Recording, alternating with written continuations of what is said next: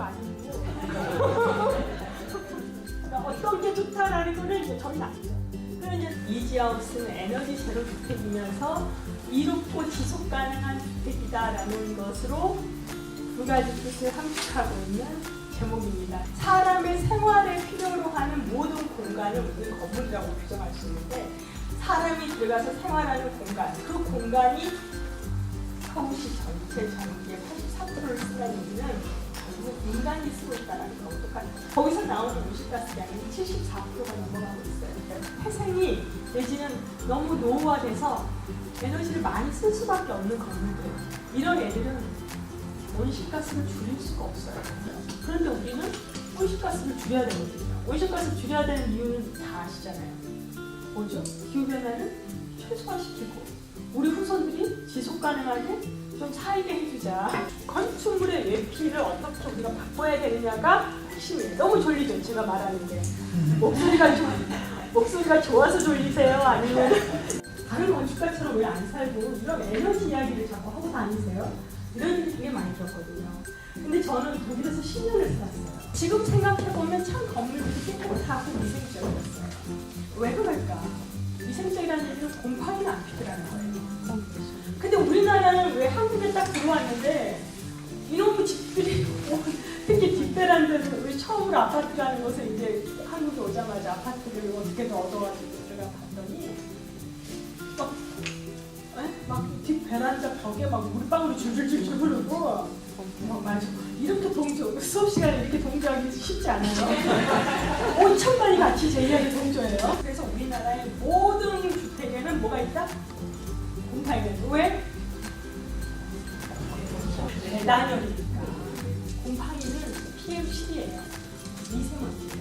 곰팡이균은 미세먼지예요. 그래서 집에 곰팡이가 있다는 얘기는 미세먼지 안에 살고 있다는 거예요. 그래서 기후변화 뭐 별거 아니라고 했지만 사실 살기 퍽퍽하고 그러니까 쉼터 어디 없나 아침에 문 열고 도서관 가고 스타벅스 피신하고 뭐 이런 삶이 내 집에서 있지 못하고 자꾸 에어컨을 쓰는 곳에 가가지고 피신해 있는 이 삶을 좀 길게 바라보면 언제까지 그렇게 살 거냐는 거죠.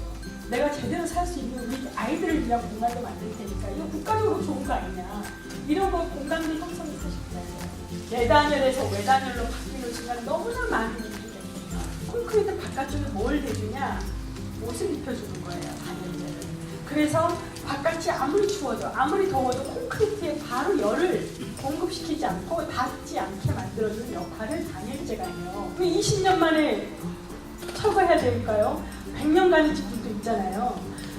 구조가 오래가요. 외기의 열대야는 있을 수 있지만 실내에 그 열대야가 미치지 않는다고, 영향을 미치지 않는다고요. 단열재가 바깥에 있으면 아주 적은 비용으로 시원하게 쾌적하게 살 수 있어요. 24시간 365일. 제로에너지 건물이라고 하는 것은 5대 에너지만 제로로 만드는 거예요. 난방, 냉방, 급탕, 환기, 조명이라고 하는 이 5대 에너지만 조건이에요. 난방과 냉방을 어떻게 하면 줄여주나요? 답이 뭔지 알아요? 건축가를 잘 선정할까요? 설계를 잘해요. 난방 에너지 안 들어가게 설계해야 되고 냉방 에너지 안 들어가게 설계해야 되잖아요. 그 노하우를 아는 사람한테 설계를 맡겨야죠. 그렇죠? 그래서 에너지 절약 기술은 자재도 좋아야 되지만 설계도 잘해야 돼요. 농담이 아니라 설계 잘하는 사람 만나라 이런 얘기는 에너지를 절약하겠다고 마음먹은 사람이 설계를 해야 돼요. 환전 전기 안 쓰고 내가 직접 생산해서 전기를 한번 써봐야 되겠다. 어떤 게 있을까라고 하면 뭐가 있죠? 태양광. 또 풍력. 우리 동네에서 쉽게 쓸 수 있는 전기는 어떤 거죠? 태양광. 쉽게 우리가 열로 가져올 수 있는 게 뭐죠? 지열인 거예요. 그래서 이 단지는 지열과 태양광 두 개를 썼어요. 열을 생산하기 위해서 지열 히트펌프를 썼고요. 그 다음에 전기를 생산하기 위해서 태양광 전지판을 달았어요. 노원구의 아파트보다 한 2017년 12월 달에 73% 절감했고 65% 절감했는데 이거는 난방하고 급탕을 합친 값이고요. 난방만 따지면 80% 이상 절감이 돼 있어요. 그러니까 한 달에 한 200kWh 정도를 냉방 에너지를 썼더라고요. 한 달에. 올해 온도를 봤더니 25.5도에서 27도 사이에서 사셨어요. 다들. 국제적으로 계산하는 수치로 가면 이 단지의 5대 에너지의 자리 비율은 122%가 나오고 있어요. 전체 121세대로 나누고 월로 나누고 일로 나눴더니 하루에 1,200원. 1,239원.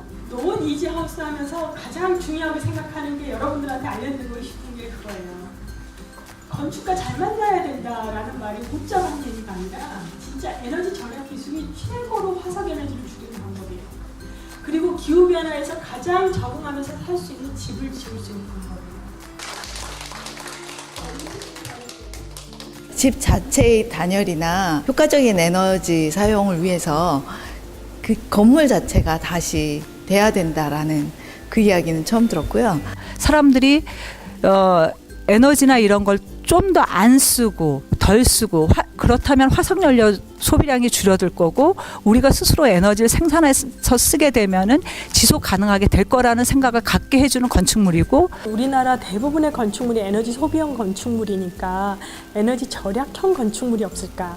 내지는 에너지 절약을 넘어서 에너지를 생산할 수 있는 주택은 없을까라는 고민을 했었고요. 지금 앞으로 기후변화가 굉장히 심각해질 텐데 그 심각한 환경 속에서 제대로 쾌적하게 살 수 있는 공간을 만들려면 우리의 지금 주택의 문제점이 무엇이다라는 걸 정확하게 우리가 좀 인지하고 그거를 개발하는 아파트라든지 단독주택이든지 아니면은 노후에 이게 본인이 그 에너지 비용을 절감할 수 있고 더 나아가서는 에너지를 발전해서 판매까지 한다면 수익으로도 영향을 미칠 수 있다는 그런 생각을 갖게 됐습니다.